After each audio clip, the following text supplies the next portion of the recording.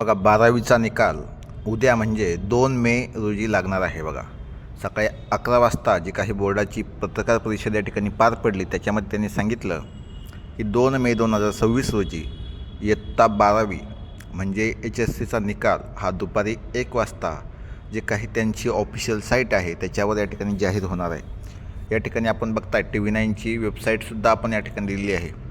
ज्यांना निकाल तात्काळ बघायचा असेल काय होतं, जी काही HSCची जर आपण वेबसाईट बघितली तर खूप लोडिंग असते, परंतु त्या ठिकाणी रिझल्ट बघत असताना लोड जास्त असल्यामुळे तो निकाल तात्पुरता लगेच बघता यावा यासाठी ही वेबसाईट तुम्ही बघू शकता. बघा या वेबसाईटद्वारे तुम्ही ताबडतोब जो लोड होतो आहे तो निकाल या ठिकाणी ताबडतोब पद्धतीनं बघू शकता.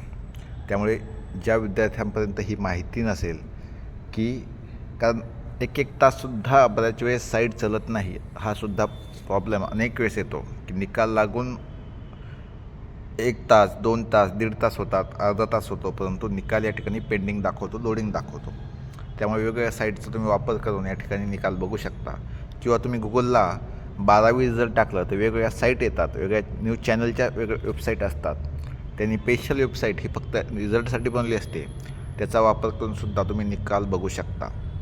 त्यामुळे सगळ्या विद्यार्थ्यांना बेस्ट ऑफ लक, पुढील वाटचाली शुभेच्छा आणि सगळ्यांना चांगले मार्क पडतील. आणि जरी कोणाला कमी मार्क पडले तर 12वीचा निकाल हा आयुष्यातील जे काही महत्त्वाचे निर्णय हे ठरवत असतो, परंतु ते आयुष्य नाही, लक्षात घ्या. खूप संधी आहेत, एका निकालानं खूप काही वेगळं होत नाही.